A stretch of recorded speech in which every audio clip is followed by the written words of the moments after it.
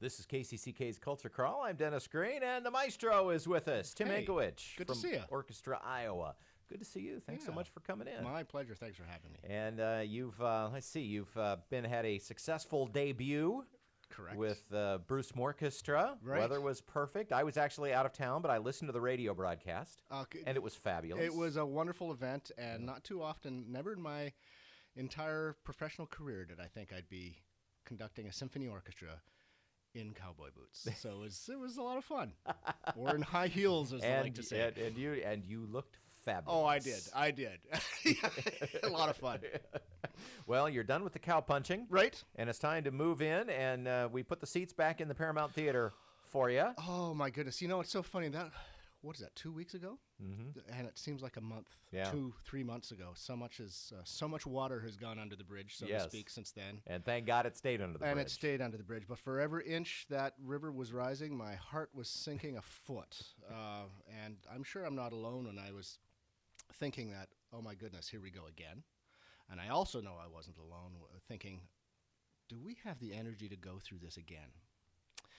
And so luckily that was not put to the test, but one thing that I found extremely heartening and impressive was the call to duty that this entire community galvanized around to pitch in for businesses, for the Paramount, and everything that was under threat. And we took the seats out. Put the seats back. We were all part of that conga line. Yeah. What would you say? What, 300 people yeah. were there? Yeah. And there were people who just literally, with their drills, taking the seats out of the main floor, and in a long line, people were just like carrying these chairs up above the water line. It was very impressive to see. Yeah, it was.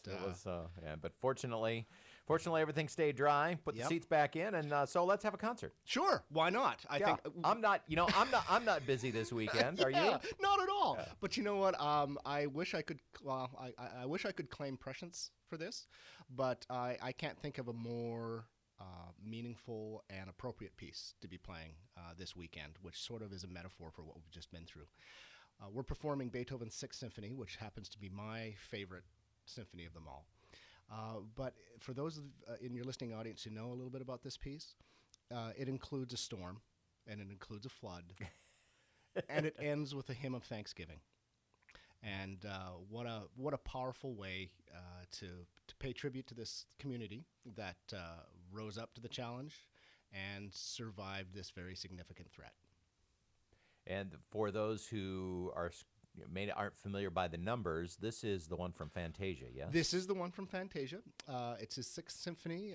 It's been not just in Fantasia, but throughout Hollywood film history.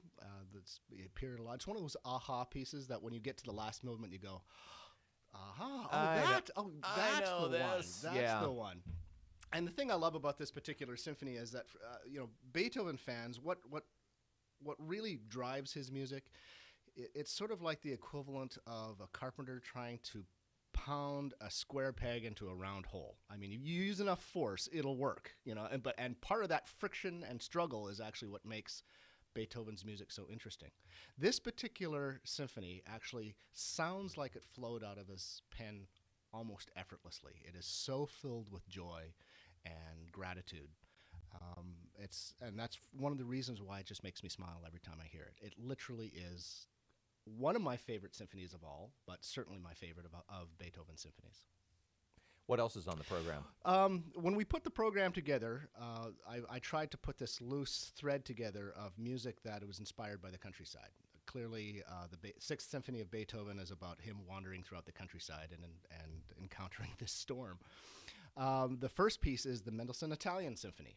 And what composers used to do, and actually still do, is when they go visit another country and are inspired by that country, they tend to write music, and that's what Mendelssohn did. He incorporated Italian folk songs and dance and all that sort of stuff, and it just found its way into his music. And it's yet another one of these aha pieces because it was used in a lot of film as well. I'm dating myself, but I think it was used most prominently in the 1970s, 80s movie Breaking Away. Oh, okay. And again, once you hear it, you go, of course, I've heard this before. And the two pieces, the Beethoven and the Mendelssohn, just stylistically make a lovely pairing, much like, wine and good food.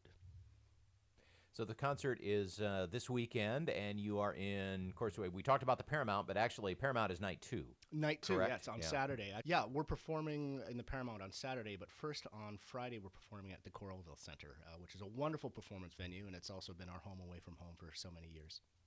All right, so Friday in Coralville, Saturday at the Paramount Theatre, Pastoral Beethoven with Orchestra Iowa opening the indoor season. Ah, wonderful. Yeah, it's a little bit a little bit cool to be outside these days now. That's right, and so glad to be back in the Paramount Theatre. Much to be thankful for. If people want tickets, they can get them at your website, which is www.orchestraiowa.org, or you can pick up the phone and talk to a living human being at 1-800-369-TUNE, Tune. Tim Hankewich from Orchestra Iowa. Thanks for coming in, Tim. Pleasure. Thanks for having me.